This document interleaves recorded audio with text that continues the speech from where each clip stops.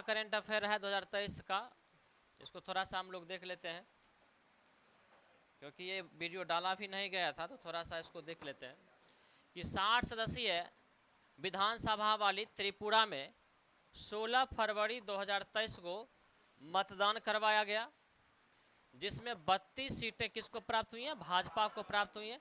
देखिए त्रिपुरा में हुआ 16 फरवरी को।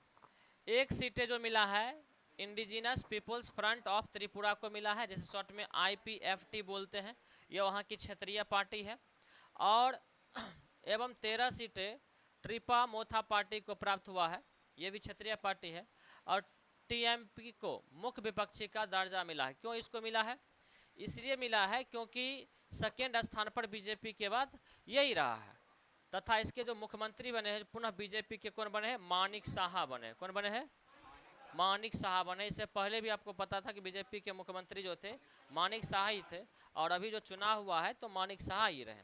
तो पूछा जाएगा कि देखिए सिंपल सा सवाल हो सकता है कि हाल ही में किस पूर्वोत्तर राज्य में फरवरी 2023 में विधानसभा चुनाव है? तो याद रखिएगा त्रिपुरा में हुआ है। त्रिपुरा में कितने विधानसभा सीट है? तो 60 विधानसभा सीट है। अगर पूछा जाए कि बताइए यहाँ पर किस पार्टी को सबसे अधिक सीटें प्राप्त हुई है, तो 32 सीटें के साथ भाजपा यहाँ पे पहले स्थान पर रही है। थोड़ा आज भर खोल दीजिए गेट को, आज भर खोल दीजिए।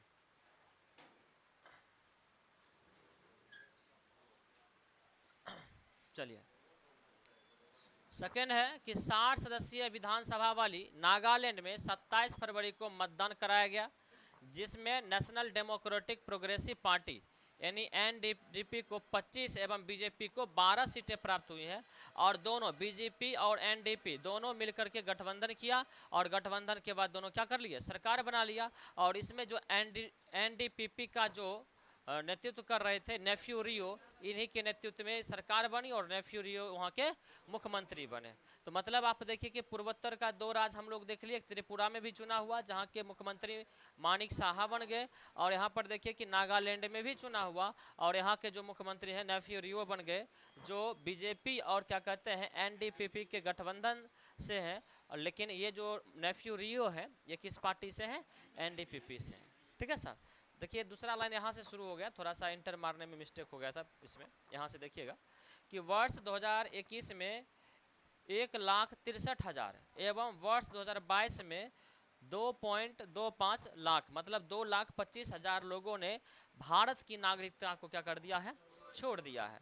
और 2011 से अब तक 16,63,440 लोगों ने क्या कर दिया? भारत की नागरिकता छोड़ करके विदेशी नागरिकता को प्राप्त किया है, जिसमें सर्वाधिक नागरिकता जो है कहाँ से? USA की प्राप्त किया है। इस बात को याद रखिएगा। तो कई बार पूछा जाता है डाटा कि हाल ही में 2022 में कितने जो है सो भारत के नागरिक भारत की नागरिकता को छोड़ दिए हैं। ऐसा बात है। तो ये इस तरह के सवाल आता है, तो याद रखिएगा भारत की नागरिकता छोड़ने का मुख्य कारण ये था, एक तो पहला नंबर कोरोना काल के कारण जो आर्थिक मंदियाँ आई, पहला चीज़ है ये। दूसरी बातें हैं बेरोजगारी जिस दर से बढ़ा भारत में, तो इस वजह से भारतीय लोग, और उसके बाद कानूनी व्यवस्था को भी लेकर के भारतीय लोग भारत की नागरिकता को छोड़ रहे हैं। तो 2022 में आप डाटा देखिए, 2021 में जो था वो कितना था? 1,63,000 था, जबकि 2022 में बढ़ कर क्या करा जो हो गया? 2,25,000 हो गया। और इसमें सबसे अधिक जो नागरिकता भारत के लोग छोड़े हैं वो सबसे अधिक जा करके USA के यानी अमेरिका की नागरिकता को ग्रहण किए हैं। क्लियर है ना? क्या बोले? ऐसा कोई प्रावधान नहीं है। मान लीजिए कि अगर मान लीजिए कि कोई विदेशी कंपनी आती है तो वो भी तो यहाँ पे आकर के संपत्ति का अर्जन करती है ना, तो उस सब के लिए कुछ ना कुछ प्रावधान होता है, कानूनी प्रावधान। चलिए साहब, नेक्स्ट देख लेते हैं। केंद्र सरकार ने फरवरी 2023 को जम्मू कश्मीर के गजनवी फोर्स एवं खालिस्तान टाइगर फोर्स को आतंकवादी विरोधी अधिनियम के तहत क्या कर दिया है? प्रतिबंधित कर दिया। अब देखिए जम्मू कश्मीर में क्या था कि ये गजनवी फोर्स एवं खालिस्तानी टाइगर फोर्स, ये दोनों जो था ना अलगाववादी एक क्या कहते हैं संस्था से जुड़ा हुआ एक सेना बनाया जाता था, जो एक तरह से पर्सनली सेना हुआ करता था ये अलगाववादियों का। और ये अलगाववादी सेनाओं का जो नाम था जम्मू कश्मीर में गजनवी फोर्स और खालिस्तानी टाइगर फोर्स। लेकिन क्योंकि भारत के आंतरिक गतिविधियों में कई बार भारत के विरुद्ध इसको पाया गया, मतलब भारत के खिलाफ कई तरह के कारनामों को इन्होंने अंजाम दिया, जिसके कारण भारत सरकार क्या कर दिया, केंद्र सरकार इसे आतंकवादी विरोधी अधिनियम के तहत क्या कर दिया, इस पर प्रतिबंध लगा दिया कि अब इस तरह के खालिस्तानी फोर्स या गजनबी जो फोर्स है इसको आप चला नहीं सकते हैं। और ये सारे जो है ना अलगाववादी जो नेता हुआ करता था उसका इसको समर्थन प्राप्त हुआ करता था। तथा जो खालिस्तान समर्थक था हरविंदर सिंह संधू को आतंकी घोषित कर दिया। जो इसका जो है सो सरगना हुआ करता था खालिस्तानी का, उसको क्या कर दिया, आतंकवादी घोषित कर दिया। तो हो सकता है कि पूछा जाएगा कि हाल ही में किस खालिस्तानी समर्थकों को आतंकवादी केंद्र सरकार ने घोषित कर दिया है, तो याद रखेंगे हम लोग हरविंदर सिंह संधू को। चलिए, भारत में पहली बार महिला प्रीमियर लीग यानी WPL की शुरुआत 4 मार्च 2023 को की गई, जिसमें 5 टीमें कुल मिलाकर के भाग ली थी और जिसमें सबसे महंगा खिलाड़ी जो बिकी थी कौन मिली थी, स्मृति मंधाना की नीलामी 3 करोड़ 40 लाख में हुआ था। ठीक है साहब, तो स्मृति मंधाना की नीलामी सबसे अधिक हुई थी इस IPL में। और कितने टीम इसमें भाग ली थी महिलाओं का, 5 टीम भाग ली थी। ठीक है चलिए, पुरुष वाला में था वो सैम करन, पुरुष वाला में। चलिए अब देखिए 5 टीमें भाग ली थी, क्योंकि पहली बार स्टार्ट हुआ तो हो सकता है ये भी पूछ सकता है कि कौन सी टीम के कप्तान कौन थी। ठीक है, क्योंकि पहली बार शुरू हुआ, हो सकता है कि पूछ सकता है कौन कौन टीमें भाग ली थी, तो इस तरह से सवाल आपसे पूछ सकता है। तो देखिएगा कि रॉयल चैलेंजर्स बेंगलोर, ये RCB हो गया ना, रॉयल चैलेंजर बेंगलोर RCB हो गया ये। और इसकी जो कैप्टन थी वो थी स्मृति मंधाना। कौन थी, स्मृति मंधाना, ये भारत से संबंधित थे। उसके बाद कई बार तो सवाल केवल ही पूछता है कि स्मृति मंधाना का संबंध किस खेल से है, इस तरह से सिंपल सवाल पूछता है। चलिए मतलब ये नहीं पूछेगा, अलग बात है, एग्जाम के लेवल पर डिपेंड करता है कि कौन सा एग्जाम है, किस लेवल का है। ऐसा नहीं है कि ये इसके बारे में ना पूछे, दूसरे खिलाड़ियों के बारे में अभी भी पूछा जाता है। चलिए अगला देखिएगा, यूपी वॉरियर्स का कौन था, अलीसा हिली। कौन थी, अलीसा हिली कहाँ की थी, ये ऑस्ट्रेलिया की। मुंबई इंडियंस, ये देखिए हरमनप्रीत कौर, ये कहाँ की थी, भारत की थी। उसके बाद गुजरात जायंट्स का बेथ मोनी, कहाँ की, ऑस्ट्रेलिया की। और दिल्ली कैपिटल्स, इसकी जो कप्तान थी कौन थी, मैम लेनिंग, कहाँ की थी, ये ऑस्ट्रेलिया की। देखिए दो जो है सो भारत की और 3 जो है सो ऑस्ट्रेलिया की। ठीक है, चलिए इस बात को हम लोग याद रखेंगे। और ये सारे जो टीम भाग ली है ना, सबसे अधिक जो बोली लगी है टीम की वो लगी है गुजरात की जो टीम थी ना उसकी लगी है। ठीक है, यहाँ पर अहमदाबाद लिख दिए हैं। तो इसकी जो है सो 1200 कितना 89 करोड़ की लगी है, जिसे कौन खरीदा है, अडानी खरीदा है। ठीक है, चलिए गुजरात है भाई, गुजरात है तो खरीदेगा कौन, तो हाँ क्या हुआ,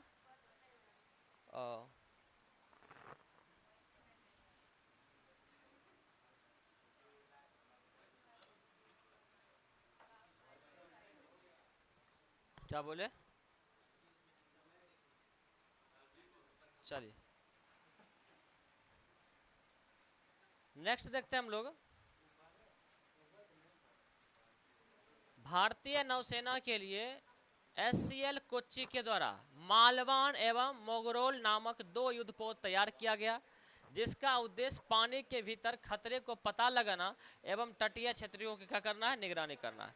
तो केवल सिंपल सवाल ये पूछेगा कि हाल ही में मालवान और मोगरोल नामक जो युद्धपोत तैयार किया गया, कहाँ से तैयार किया गया, दे देगा आपको मझगांव डॉक, दे देगा आपको क्या कहते हैं SCL जो है सो कोच्चि, इस तरह से दे देगा। ऐसा में कोलकाता शिपयार्ड, इस तरह से सवाल पूछा भी जाता है। तो याद रखिएगा कहाँ से तैयार हुआ है, SCL कोच्चि में।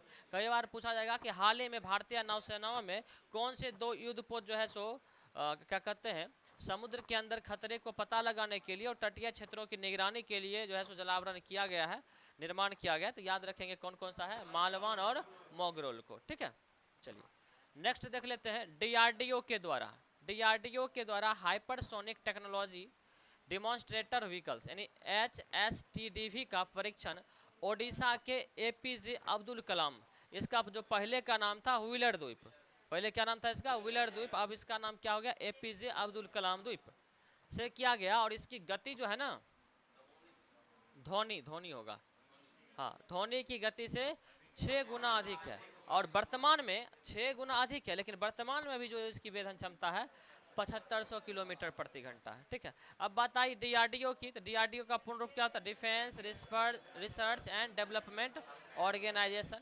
ये हो गया आपका किसका? डीआरडीओ का पूर्ण रूप।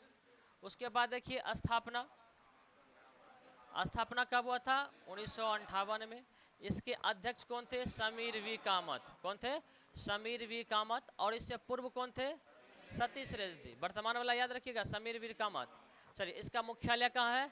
नई दिल्ली में है। इतनी बातें हम लोग याद रखेंगे डीआरडीओ से। ठीक है, चलिए नेक्स्ट देख लेते हैं हम लोग। 12 फरवरी 2023 को 12 राज्यों के नए राज्यपाल बनाए गए, जो निम्न है। तो 12 राज्यों का बनाया गया है, लेकिन जो इंपॉर्टेंट हमको लगा, क्योंकि पूर्वोत्तर राज्य का थोड़ा सा इंपॉर्टेंट हो जाता है और जो केंद्र शासित प्रदेश होता है उसका थोड़ा सा इंपॉर्टेंट होता है, तो इसी वजह से उन सारे राज्यों के राज्यपाल चेंज हुए, तो थोड़ा सा हम लोग उसको लिख दिए। इसको देख लीजिएगा थोड़ा सा। जैसे कि पहला नंबर बिहार। बिहार का कौन बना है? राजेंद्र विश्वनाथ अर्लेकर। अभी हाल ही शायद पार्ट 3 या किसी एग्जाम में पूछा गया है, पार्ट 3 में पूछा था ना, जीके जीएस में पूछा था ये। चलिए, ग्रेजुएशन के पार्ट 3 में। चलिए, राजेंद्र विश्वनाथ अर्लेकर ये बने हैं। इससे पूर्व कौन थे? फग्गू चौहान थे। ठीक है, उसके बाद देखिए छत्तीसगढ़ के कौन बने हैं? विश्वाभूषण हरिचंदन। ठीक है, ये छत्तीसगढ़ के बने हैं। झारखंड के आप देखिए सीपी राधा कृष्णन बने हैं। मणिपुर में अनसुईया उइके बने हैं, अनसुईया उइके बने हैं। नागालैंड में गणेशन। मेघालय में फग्गू चौहान। देखिए, बिहार से फग्गू चौहान जो चले आए, कहाँ चले आए? मेघालय से ले आए। फिर देखिए महाराष्ट्र में कौन बने हैं? रमेश बैस बने हैं। और लद्दाख का जरूर याद रखिएगा, डॉक्टर जो है सो बीडी मिश्रा बने। चलिए,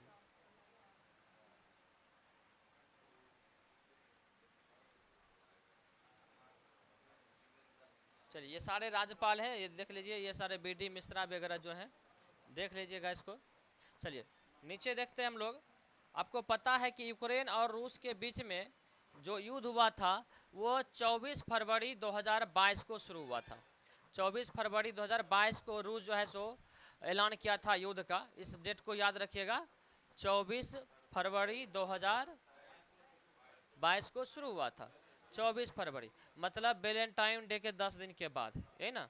चलिए, तो रूस यूक्रेन युद्ध का 24 फरवरी 2023 को क्या हो गया? 1 वर्ष पूर्ण हो गया, परंतु कोई भी परिणाम इसका नहीं निकला। ये बात आपको पता है। अभी न्यूज में है कि यूक्रेन जो है ना अब रूस पर आक्रमण करेगा। अभी तक ये डिफेंस कर रहा था, अभी तक यूक्रेन जो था वो डिफेंस कर रहा था।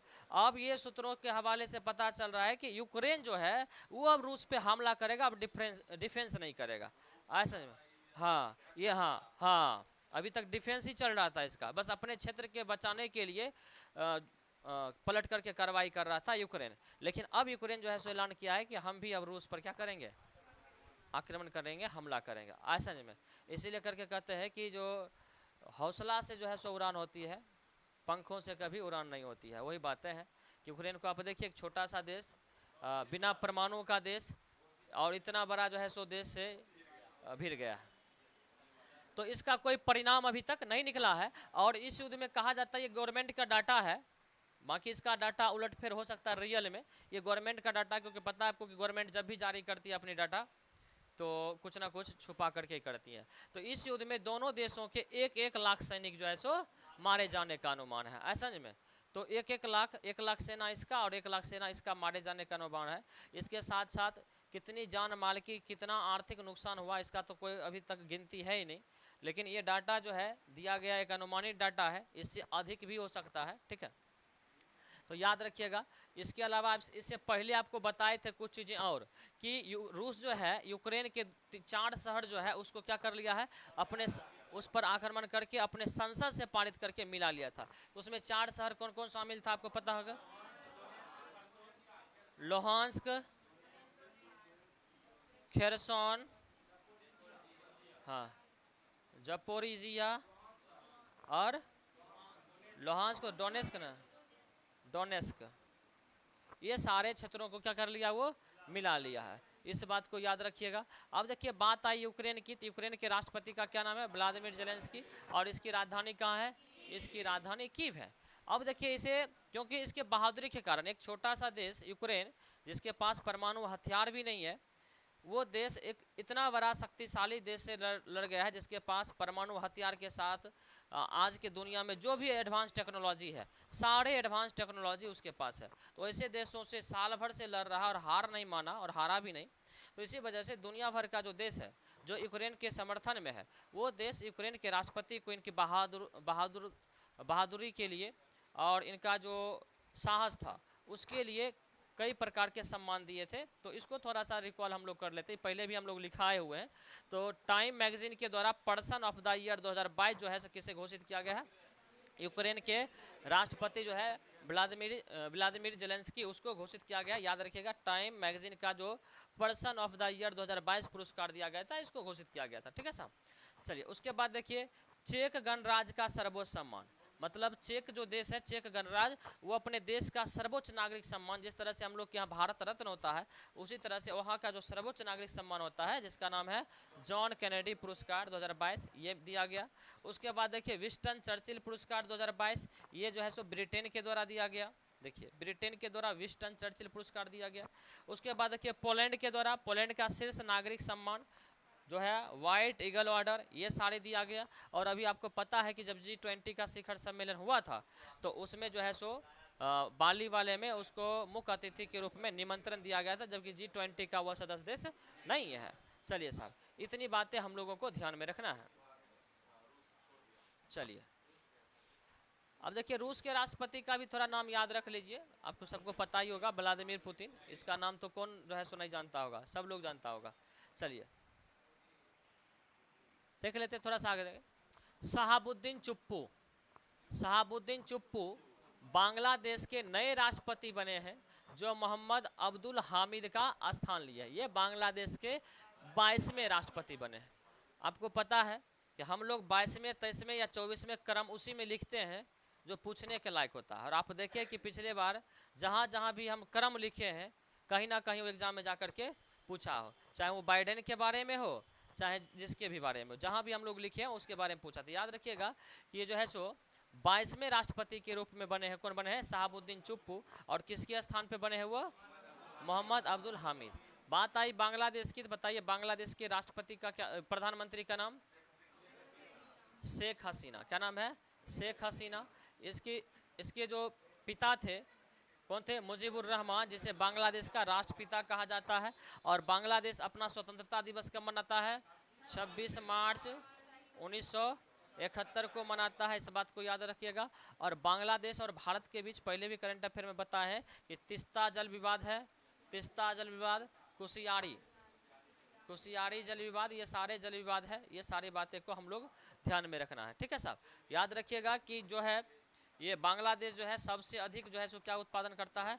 जूट का उत्पादन करता है पूरी दुनिया में। इस बात को भी हम लोगों को ध्यान में रखना है। चलिए नेक्स्ट देख लेते हैं हम लोग। यूरेशिया के द्वीपीय देश साइप्रस। यूरेशिया के जो द्वीपीय देश है वो साइप्रस। इसका मतलब समझ में आया? यूरेशिया मतलब समझ लेते हैं, जो यूरोप और एशिया के मध्य अवस्थित है। तो वहाँ पर एक द्वीप है और एक देश के रूप में वो द्वीप है, साइप्रस है। इसके नए राष्ट्रपति जो बने हैं, कौन बने हैं? निकोस क्रिस्टोडुलाइडिस। कौन बना है? निकोल क्रिस्टोडुलाइडिस। ठीक है, ये बने हैं। जबकि इससे पूर्व जो था वो कौन था? एनास्ताडियस। कौन है? एनास्ताडियस था। ये संवैधानिक प्रावधान के कारण तीसरी बार चुनाव नहीं लड़ पाए। मतलब पहले ये थे, ठीक है, लेकिन संवैधानिक प्रावधान वहाँ पर है कि वो तीसरी बार चुनाव नहीं लड़ पाया। मतलब वहाँ पर संवैधानिक ये प्रावधान है कि कोई भी राष्ट्रपति वहाँ पर केवल और केवल 2 ही बार बन सकता है, इससे अधिक वो चुनाव 2 बार से अधिक नहीं लड़ सकता है। इस तरह की बातें वहाँ पर कही गई। कोई भी राष्ट्रपति बनेगा तो केवल और केवल अपने जीवन में 2 ही बार बनेगा। वहाँ के संविधान में प्रावधान है, समझ रहे? अपना है तो संविधान ही अलग होता है कि जो बनेगा पूरे जीवन भर बने। आप देखें शरद पवार और भी मंत्री जो मरा है अभी हाल फिलहाल में, जो तो उसके बारे में बताया है कि कितना बार राज्यसभा का सदस्य रहा, कितना बार कौन रहा, समझ रहे हैं? तो इस तरह की चीज़ें हैं। चलिए आज समझ बात है। तो वहाँ के संविधान में ये प्रावधान है कि कोई भी राष्ट्रपति के चुनाव केवल और केवल राष्ट्रपति 2 बार ही वहाँ बन सकता है। उसके अगर 2 बार राष्ट्रपति बन गए तो राष्ट्रपति चुनाव लड़ नहीं सकते।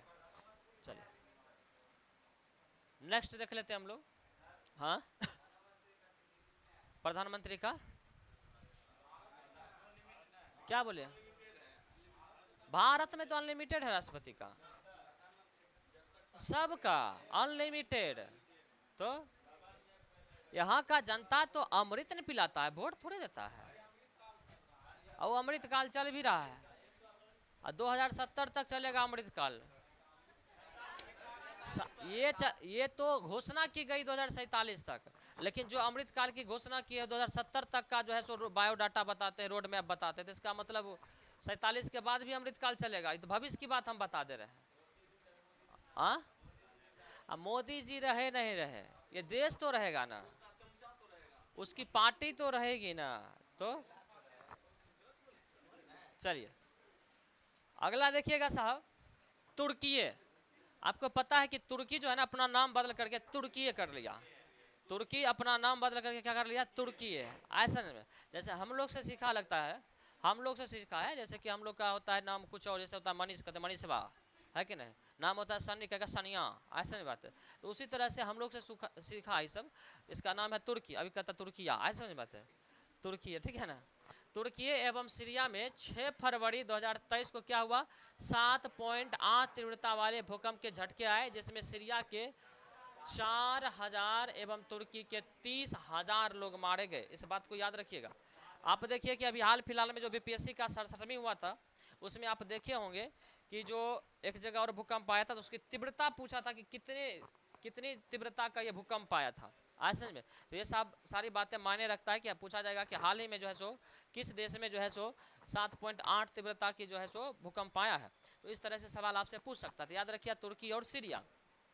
और यहाँ पर 7 पॉइंट और तारीख कितना था, 6 फरवरी को था, जहाँ पर तुर्की में 30,000 लोग मारे गए और 4,000 लोग जो है सो कहाँ, सीरिया में मारे गए।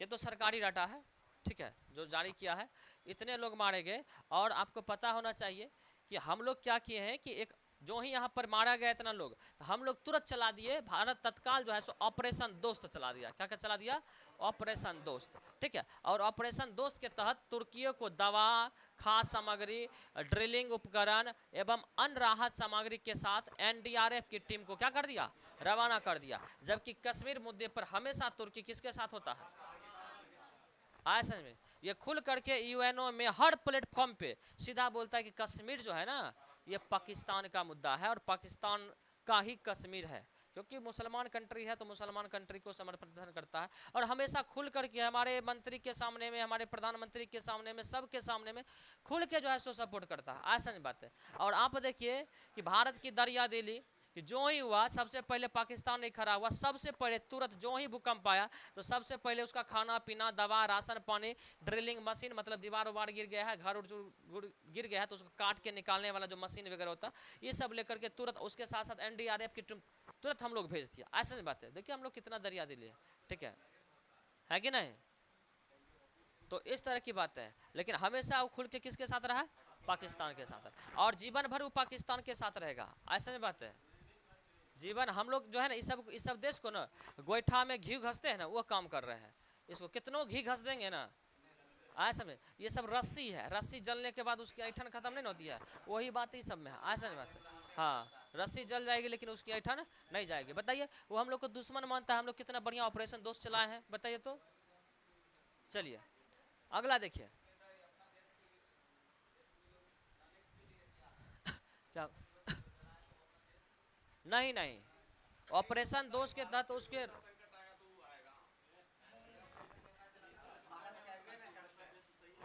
भारत में संकट आ गया, रेल हादसा हो गया, ये कम संकट था क्या। 1000 से अधिक लोग जो है सो घायल है, ये तो सरकारी डाटा बता रहे हैं।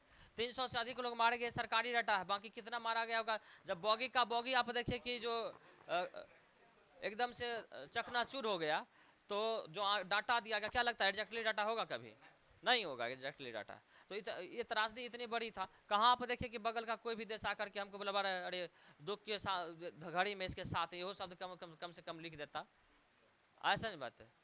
तो आप देख रहे हैं। तो चलिए कोई बात नहीं है, हम लोग जो है सो अतिथि देवो भव ये सब रखते हैं, ऐसा नहीं बात है।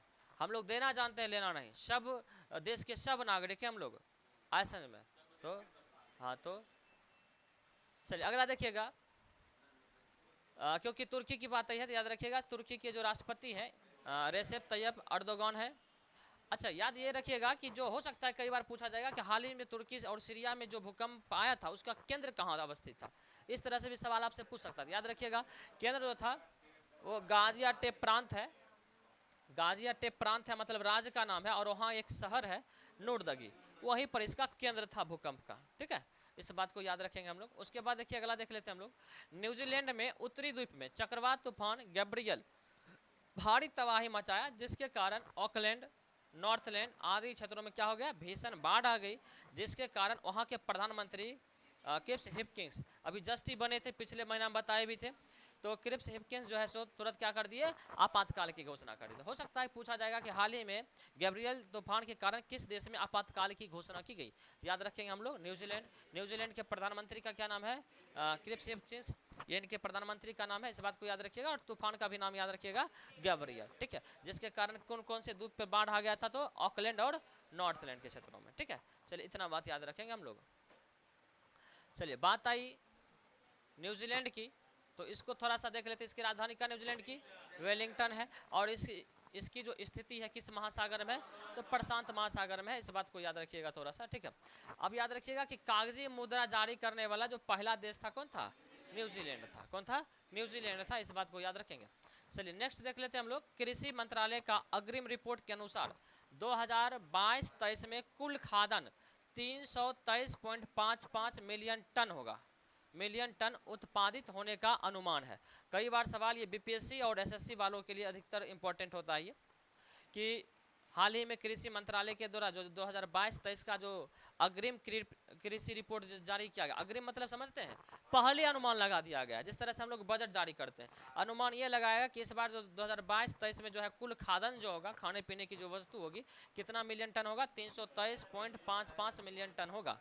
ठीक है, अब देखिए इसमें चावल जो है वो कितना है, 130.84 मिलियन टन। उसके बाद गेहूं कितना है, 4.07 मिलियन टन। मक्का जो होगा 34.61 मिलियन टन, और गन्ना जो होगा ये जो होगा 4687.89 लाख टन। ठीक है, इतना जो है सो टन हो जाएगा गन्ना। तो याद रखिएगा गन्ना के उत्पादन में हम लोग काफ़ी क्या किए हैं, इजाफा किए हैं, इस बात को याद रखिएगा। पूछा जाएगा अग्रिम जो रिपोर्ट आया 2022-23 में, उसमें सबसे अधिक जो वृद्धि हुई है किस फसल में हुई, तो याद रखिएगा गन्ना में। चलिए उसके बाद देखिएगा कि प्रधानमंत्री किसान सम्मान निधि योजना, चलिए साहब थोड़ा सा हम लोग देख लेते हैं। प्रधानमंत्री किसान सम्मान निधि योजना की 13वीं किस्त 2-2 हज़ार रुपया की जारी कर दी गई। ये 2-2 हज़ार की जारी की गई है, ये इम्पोर्टेंट नहीं है। इम्पोर्टेंट ये है कि इसकी शुरुआत कब हुई थी, इसमें कुल कितना रुपया दिया जाता है, इसका उद्देश्य क्या है। चलिए साहब तो याद रखिएगा इसकी शुरुआत जो हुई थी 1 दिसंबर 2018 को हुई थी। सवाल पूछा भी गया है 65वें बीपीएससी में। और इसकी जो कुल राशि है कितना है, 6,000 वार्षिक है। 3 किस्त में 2-2 हज़ार करके 6,000 रुपया सीमांत किसानों को दिया जाएगा। ऐसा बात है, इस तरह का ये योजना है। तो आप देखिए 6,000 वर्ष में देना भी है, और कितना किस्त में देना है, 2-2 हज़ार करके देना है। लेकिन टाइगरबा जो आएगा ना 58,000 करोड़ का एक के बार आ जाएगा, समझ रहे हैं। लेकिन किसान को 6,000 रुपया, एक तो 6,000 दे रहे हैं, और 6,000 में भी 3 बार देंगे किस्त में, ऐसा में। हाँ 2,000 का खैनी लटका के खा लो, तब फिर 2,000 दे देंगे, ऐसा में बात है कि नहीं, यही हुआ ना। लेकिन टाइगरबा आएगा तो 58,000 करोड़ के बार आ जाएगा, और उसके बाद फोटो खिंचा करके 1 महीना के बाद 1.5 महीना के बाद मर जाएगा, है कि नहीं। और उसके बाद मरियो नहीं जाता है, समस्या ये है। लेकिन मरने के बाद लोग फोटो नहीं खिंचाता है, ऐसा तो। हाँ हाँ, तो 7 को मर गया, बताइए 7 को मर गया, तो फोटो जब आया तब फोटो खिंचवाया गया। तो अभी तो मान लीजिए फोटो खिंचवाने वाले लोग जो जितना खुश थे, उसको आकर के अभी रोना चाहिए था उसके लाश पर आकर के, हाय रे टाइगर मेरा कहाँ चला गया रे, हाँ तोरा तजे तजे अभी लाए थे रे, छोड़ के कहाँ चला गया रे, हाँ बताइए। हाँ तो रोना चाहिए था, फोटो खिंचवाना चाहिए था, तब हम लोग सब सोचते कि बहुत जानवर से इतना लगा, मरने के बाद बताइए छोड़ दिए, बढ़िया तो नहीं किए ना। तो अगला टाइगर क्या सोचेगा बताइए, बढ़िया बुझेगा आपको। तो अभी लाना है कितना टाइगर, चलिए 12 को अभी हर साल लाना है, बताइए। आप बताइए वो सब टाइगर अगर बढ़िया लगेगा कि मर गया तनिक रोया भी नहीं आ करके, बताइए कितना बढ़िया कैमरा वैमरा सब सेटे रहता, तनी रो लेते ठीक रहता। चलिए अच्छा गलत बोले हैं। अगर चिता लाने का जो श्रेय लेते हैं तो चिता के मरने के बाद तो मरने का भी श्रेय अपने ऊपर लेंगे ना कि मेरे वजह से रख रखाव सही से नहीं हो पाया। हाँ अब जो हो जाए, जो रियलिटी है वही बताएंगे। बताइए। हाँ चलिए देखिएगा 2022-23 के बजट के तहत वाइब्रेंट विलेज प्रोग्राम 4800 करोड़ के वित्तीय आवंटन से शुरू किया गया। देखिए 4800 करोड़, 4800 करोड़ के कौन सा योजना है? वाइब्रेंट विलेज ग्राम। 2022-23 का जो आया था बजट उसमें शामिल किया गया है। इसके तहत क्या किया जाएगा? जिसके तहत उत्तरी सीमावर्ती गांव की सड़कें आजीविका के अवसर प्रदान किया जाएगा। मतलब उत्तरी सीमावर्ती जो पाकिस्तान से और चीन से लगा हुआ जो गांव है, सटा हुआ गांव है, उस गांव का सड़क, बिजली, पानी, रोजगार ये सब मुहैया कराने के लिए ना 4800 करोड़ की क्या हुआ? वित्तीय बजट पास हुआ। तो वित्तीय बजट तो पास हो जाता है, लेकिन खर्च कब होता है, कैसे होता है, यही पता नहीं चलता। बाद में जब किसी तरह की बातें खबर में आती है तो बोलता अभी तक पूरा नहीं हुआ था, और रिपोर्ट पहले जारी हो जाता कि क्लियर हो गया था। जैसे आप रेल हादसा में देखे थे ना, कवच वाला, सारा इतना करोड़ रुपया बताए थे कि 1 किलोमीटर का 50 लाख खर्च है और 1,03,000 किलोमीटर में करना था। तो बताइए कितना उस पर खर्च आया होगा, है कि नहीं? फोटो वोटो खिंचवा लिए, पूरा हंगामा कर दिए ट्रेन में चढ़ करके, दो गो, एक ट्रेन इधर से चलवा दिए, एक ट्रेन इधर से चलवा दिए। अब फोटो की भी खिंचा लिए हम लोग, फोटो की भी खिंचवा लिए। बताइए अपने थे तो कवच लगा के चढ़े, और दूसरा में कहन कवच लगवाए थे। हाँ उतना जो 50 गुना 1,03,000 जो खर्चा किए थे, क्यों ट्रेन खातिर क्या? हाँ तो वही बात है 48,000 करोड़। ये इसमें देखिए, इसमें भी बड़ा गोल मोल बात है कि वहाँ की सड़कें तैयार किया जाएगा, वहाँ के लोगों को रोजगार का अवसर प्रदान किया जाएगा, ये सारे बात, वहाँ की शिक्षा पर खर्च किया जाएगा। आपको नहीं लग रहा कि कोई ऐसा भी योजना नहीं है जो आपको दिखाई पड़ेगा कि ये सब काम हुआ है? इस तरह की बात है। चलिए कोई बात नहीं है, हम लोग को पढ़ना है करंट अफेयर, ऐसा नहीं बात है, और कोई बात नहीं है। चलिए आरबीआई के द्वारा जारी 8 फरवरी 2023 के रिपोर्ट के अनुसार रेपो रेट कितना रहेगा? देखिए एसएससी वगैरह में ये सब सवाल पूछा जाता है, और खास करके बीपीएससी वगैरह में भी कभी कभी, तो याद रखिएगा इसको। रेपो रेट कितना रहा था? 6.25 से बढ़ करके कितना हो गया? 6.50 हो गया। चलिए रेपो रेट 6.50 बता देंगे इकोनॉमिक्स में रेपो रेट ये सब क्या होता है, क्योंकि करंट अफेयर का है तो लंबा हो जाएगा थोड़ा सा। Reverse repo rate 3.35%। उसके बाद देखिए नगद आरक्षित अनुपात कितना रहा? 4.50% रहा, और सांविधिक तरलता अनुपात कितना रहा? ऐसे रहा वो 18% रहा। इस डाटा को याद रखिएगा, बदलते रहता है। करंट को जब भी जाइएगा एसएससी वगैरह में तो देख के जाइएगा। चलिए अगला देख लेते हैं। 4 फरवरी 2023 को सुप्रीम कोर्ट में 7 न्यायाधीश की क्या हो गई? नियुक्ति द्रौपदी मुर्मू के द्वारा की गई, जिसमें 34 सीटें क्या हो गया? पूर्णतः भर गई। आपको पता है कि जो एक जो है सो मुख्य न्यायाधीश और 33 जो है सो अन्य न्यायाधीश, ठीक है। अभी तक हमेशा कुछ ना कुछ सीटें सुप्रीम कोर्ट की खाली ही रहा करती थी, अब जो है सो भर गया है। और इसकी नियुक्ति कौन किए हैं? द्रौपदी मुर्मू। क्योंकि आपको पता है कि सुप्रीम कोर्ट के जो न्यायाधीश होते हैं उसकी नियुक्ति जो होता है राष्ट्रपति करते हैं मुख्य न्यायाधीश का, और अन्य जो न्यायाधीश होता है वो मुख्य न्यायाधीश के सलाह पे राष्ट्रपति के द्वारा किया जाता है। सुप्रीम कोर्ट के गठन का वर्णन जो है कौन सा अनुच्छेद? अनुच्छेद 124 में। इस सब बातों को याद रखिएगा थोड़ा सा। चलिए अब देखिए कुल न्यायाधीश की संख्या कितना? 34, अन्य न्यायाधीश कितना? 33, और मुख्य न्यायाधीश 1। चलिए अभी जो देखिए जो हुए हैं नियुक्त वो सब जो है सो ये हैं, इसका नाम थोड़ा सा देख लीजिएगा। चलिए नेक्स्ट देखते हैं। मतलब नए जो नियुक्त हुए हैं उनका नाम थोड़ा सा दे दिए, कौन कौन नया नियुक्त हुए। कई बार हो सकता है बोला जाएगा कि हाल ही में किसे सुप्रीम कोर्ट के न्यायाधीश के रूप में नियुक्त किया गया, तो याद रखिएगा संजय करोल, जो आपको पता है कि पहले पटना हाई कोर्ट के थे, पटना हाई कोर्ट के मुख्य न्यायाधीश हुआ करते थे संजय करोल। इस बात को याद रखिएगा। यह सवाल बीपीएससी खुद पूछा है, समझ रहे हैं। पिछले बार कई बार पूछा है बीपीएससी भी और भी एग्जाम में कि वर्तमान में पटना हाई कोर्ट के जो है सो मुख्य न्यायाधीश कौन है, इस बात को याद रखिएगा। चलिए तो ये पूर्व में थे। चलिए उसके बाद देखिए पंकज मित्तल, उसके बाद है असनुद्दीन अमानुल्लाह, ये थे। उसके बाद है पीवी संजय कुमार, और उसके बाद मनोज मिश्र और राजेश बिंदल और अरविंद कुमार, ये सारे जो है सो इसमें शामिल है, इस बात को याद रखिएगा। उसके बाद देखिएगा कि जम्मू कश्मीर उच्च न्यायालय के जो मुख्य न्यायाधीश बने हैं, कौन बने हैं? एन कोटेश्वर सिंह बने, क्योंकि जम्मू कश्मीर आपको पता है कि हमेशा राजनीतिक घटनाएं में रहती है, तो इस बात को याद रखिएगा, हो सकता है पूछा जाएगा। जम्मू कश्मीर के उच्च न्यायालय के मुख्य न्यायाधीश कौन बने हैं? तो एन कोटेश्वर सिंह बने हैं, इस बात को याद रखिएगा। उसके बाद देखिए, क्योंकि आपको पता है संजय करोल तो हट गए, तो पटना जो उच्च न्यायालय है उसके जो मुख्यमंत्री कहते हैं, मुख्य न्यायाधीश जो बने हैं कौन बने हैं? विनोद चंद्रन बने, इस बात को याद रखिएगा। कौन बने हैं? विनोद चंद्रन बने हैं, इसको ध्यान में रखना। पहले जो थे संजय करोल थे, ये बीपीएससी 64वीं में भी पूछा गया था, जिस समय संजय करोल थे। चलिए, उसके बाद देखिएगा यूनिसेफ यानी संयुक्त राष्ट्र बाल कोष के नए जो राष्ट्रीय राजदूत घोषित किया गया है, किसे घोषित किया गया है? आयुष्मान खुराना को, इस बात को याद रखिएगा, आयुष्मान खुराना का, ठीक है, राष्ट्रीय राजदूत इसको घोषित किया गया है, आयुष्मान खुराना। हाँ, वही है आयुष्मान खुराना जो बाला बाला में है, वही ना? हाँ, चलिए, हम समझ गए आयुष्मान खुराना को, वो बाला में है और दम लगा के हाइसा जो फिल्म है उसमें है ना। हाँ, चलिए, वो बात तो हम नहीं देखे, इसी वजह से नहीं बोल पाए। चलिए, अब बात आई है यूनिसेफ की। तो यूनिसेफ की स्थापना कब हुआ? 11 दिसंबर 1946 को। इसका मुख्यालय कहाँ है? न्यूयॉर्क, यूएसए में। इसके वर्तमान अध्यक्ष कौन है? Catherine Russell. कौन है? Catherine Russell. अब बताइए यूनिसेफ की क्या कहते हैं फुल फॉर्म का, तो याद रखिएगा, United Nations International Children's Emergency Funds. हाँ, ठीक है, इमरजेंसी फंड्स। चलिए, ये हो गया इसका पूर्ण रूप, ये बातें क्लियर है। नेक्स्ट देख लेते हैं हम लोग नीति आयोग के जो नए मुख्य कार्यकारी अधिकारी सीईओ, ठीक है, चीफ एग्जीक्यूटिव ऑफिसर, ये जो बने हैं कौन बने हैं? फरवरी 2023 में कौन बने हैं? बीवी.आर. सुब्रमण्यम। कौन बने हैं? बीवी.आर. सुब्रमण्यम बने हैं, इस बात को याद रखिएगा, सीईओ, ठीक है, जो किसके स्थान पे बने हैं? परमेश्वरन अय्यर के स्थान पे। किसके स्थान पे? परमेश्वरन अय्यर।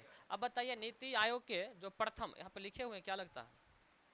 हाँ, लिखा हुआ, चलिए कोई बात नहीं। नीति आयोग के वर्तमान अध्यक्ष कौन है? नरेंद्र मोदी, क्योंकि पता है कि नीति आयोग के जो अध्यक्ष होते हैं वो जो तत्कालीन प्रधानमंत्री होते हैं, मतलब उस समय जो वर्तमान प्रधानमंत्री होते हैं, प्रधानमंत्री ही जो होते हैं नीति आयोग के क्या होते हैं? अध्यक्ष होते हैं। और योजना आयोग के भी जो अध्यक्ष हुआ करते थे वो पदेन प्रधानमंत्री ही हुआ करते थे। चलिए, अब बात आई, यानी पीएम हुआ करते, ठीक है। उपाध्यक्ष वर्तमान में कौन है? सुमन कुमार बेरी। सुमन कुमार बेरी। जबकि आप पढ़ लिए कि सीईओ कौन है? परमेश्वर अय्यर। अध्यक्ष जो है नरेंद्र मोदी। चलिए, अब बात आई प्रथम उपाध्यक्ष होता, प्रथम उपाध्यक्ष होता, ठीक है, प्रथम उपाध्यक्ष कौन? अरविंद पनगड़िया। और प्रथम सीईओ कौन? सिंधु श्री खुल्लर, ठीक है, नीति आयोग को। तो प्रथम भी बता दिया हम लोग और वर्तमान में जो है वो भी हम लोग देख लिए। चलिए, बहुत बढ़िया। अब देखिए इसकी स्थापना जो हुआ है आपको पता है कि 1 जनवरी 2015 को, और ये योजना आयोग के स्थान पे लाया गया था। और आपको पता है कि ये जो नीति आयोग है ये थिंक टैंक के रूप में काम करता है, थिंक टैंक के रूप में काम करता है। और ये सवाल अभी आपके एकेडमिक में भी पूछा गया था, ठीक है। इसका मुख्यालय कहाँ है? इसका नई दिल्ली में, इस बात को याद रखिएगा। अब देखिए नीति आयोग का पूर्ण रूप भी कई बार पूछा जाता है। नीति आयोग का पूर्ण रूप क्या होता है? तो ध्यान में रखिएगा, क्या होता है? National institution for transforming India, ठीक है, इसका पूर्ण रूप होता है। कई बार ऐसा पूछा गया है, ठीक है। चलिए, इसको ध्यान में रखना है। चलिए, अगला देख लेते हैं हम लोग, ग्रैमी पुरस्कार 2023। कौन सा है? ग्रैमी पुरस्कार 2023। सबसे पहला सवाल तो ये आएगा कि ग्रैमी पुरस्कार का संबंध किस क्षेत्र से है? तो याद रखना हम लोग को संगीत के क्षेत्र से है। अब देखिएगा इसमें album of the year, album of the year जो घोषित किया गया, किसे घोषित किया गया है? हेरिटेज हाउस को। किसे? हेरिटेज हाउस को। और ये किसके द्वारा जो है संकलित किया गया? हैरी स्टाइल्स में। और कहाँ का ही है? ब्रिटेन का। उसके बाद सॉन्ग ऑफ द ईयर किसे घोषित किया है? Just like date, just like date. और किसका ये सॉन्ग था? तो बॉनी राइट का। किसका था? बॉनी राइट का। कहाँ का गाना है ये? यूएसए का। उसके बाद देखिए इमर्जिंग ऑडियो होता, इमर्जिंग ऑडियो एल्बम, ये किसे घोषित किया गया है? डिवाइन टाइड्स को। किसे? डिवाइन टाइड्स को। और ये है किसका? ये रिकी केज को। और ये कहाँ का? भारत का। तो थोड़ा सा ये VVI हो जाता है, ठीक है, इस बात को याद रखिएगा। उसके बाद सबसे ज्यादा महा VVI ये हो जाता है। हाँ, यूएसए की गायिका है बियॉन्स को चौथी श्रेणी का पुरस्कार मिला, जिसमें कुल 32 ग्रैमी जीतने का रिकॉर्ड उन्हीं के नाम हो गया। कुल मिलाकर के अभी तक 32 ग्रैमी जो है सो पुरस्कार ये जीत चुकी हैं। ये गायिका कहाँ की है? यूएसए की। इसीलिए करके काफी VVI हो जाता है, याद रखिएगा, बियॉन्स। ऐसा में इतना कोई अभी तक जीत ही नहीं पाया है। ठीक है, बेयोंस। कहाँ के हैं ये? यूएसए के, ठीक है। चलिए